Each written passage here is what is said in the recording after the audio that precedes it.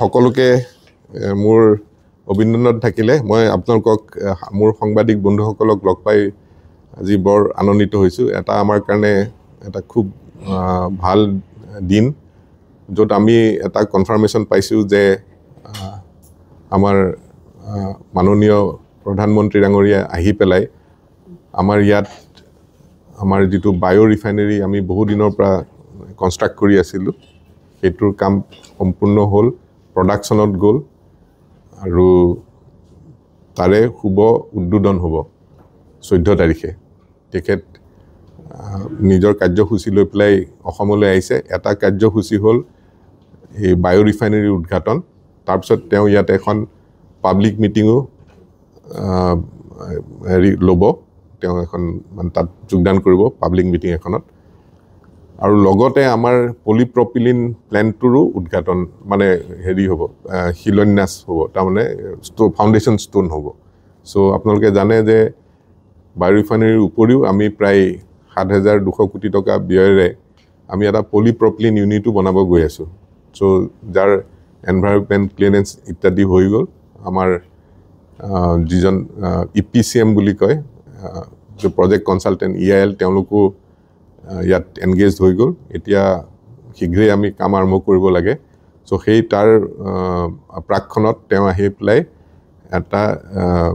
ইয়াত আধাৰশিলা স্থাপন কৰিব চ' সেই দুটা প্ৰজেক্টৰ কাৰণেই তেওঁ আহিব আৰু এইটো আমাৰ কাৰণে ভাগ্যৰ কথা একচুৱেলি আপোনালোকে জানে যে বায়ো ৰিফাইনেৰীটো আমি কেইবা বছৰৰ পৰা বনাই আছোঁ এইটো পৃথিৱীৰ প্ৰথম এনেকুৱা প্লেণ্ট য'ত বাঁহৰ পৰা ইথানল বনোৱা হ'ব চ' নেচাৰেলি যেতিয়া প্ৰথমবাৰৰ কাৰণে মানুহে বনায় তাত বহুতখিনি টেকনিকেল চেলেঞ্জ আহে কিছুমান বস্তু প্ৰথমতে অনুমান কৰা নাযায় পিছত কৰিব লগা হয় সেইকাৰণে অলপ এটা দীঘলীয়া পৰিক্ৰমা আমি পাৰ কৰিব লগা হ'ল কিন্তু ফাইনেলি আমি ছাকচেছফুল হ'লোঁ আমি ডিচেম্বৰ মাহত এটা ছাকচেছফুল ট্ৰায়েল লৈছিলোঁ কিন্তু ফুল প্ৰডাকশ্যনৰ কাৰণে এতিয়া সাজু হৈ উঠিছে আৰু অলৰেডি আমি কমিশ্যন কৰিলোঁ বস্তুটো এতিয়া আমি আজি কালিৰ ভিতৰত আমি ইথানল মাৰ্কেটেবল ইথানল পাই যাম চ' সেইটো পৰ্যায়ত আহি এইটো আমি উদ্ঘাটনৰ কাৰণে দেশৰ কাৰণে আমি এইটো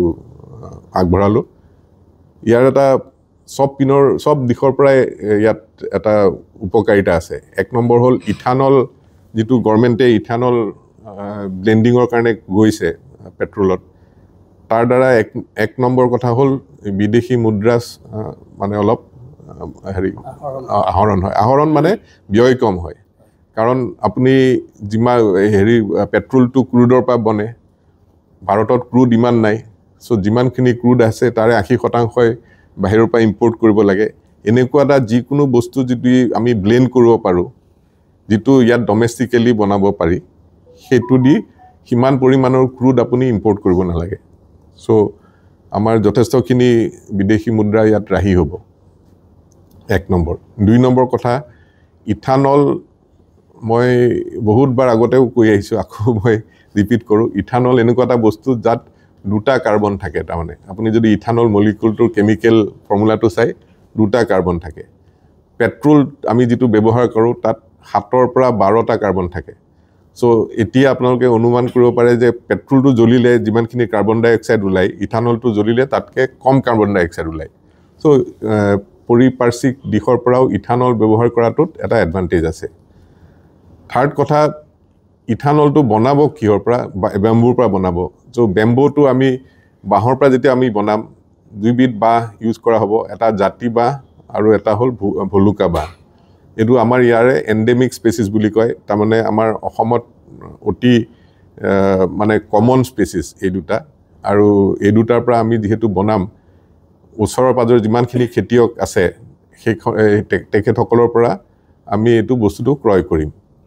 আমাৰ যিটো আমি ক্ৰয় কৰাৰ যিটো আমি ব্যৱস্থা অলৰেডি এষ্টাব্লিছ কৰিছোঁ প্ৰায় 3,000 মান খেতিয়কে তাত অলৰেডি পাৰ্টিচিপেট কৰিছে আমাৰ পৰ্টেলৰ থ্ৰুদি তেওঁলোকৰ পৰা আমি ডাইৰেক্ট পাৰচেজ কৰিম আমি তাত এই বাঁহটো পৰাপক্ষত আমি গাঁৱৰ কিছুমান আমি এণ্টাৰপ্ৰিনাৰ তাৰমানে আমাৰ কিছুমান সৰু উদ্যোগী আমি ক্ৰিয়েট কৰিছোঁ তেওঁলোকে বাঁহখিনি চিপ কৰি দিব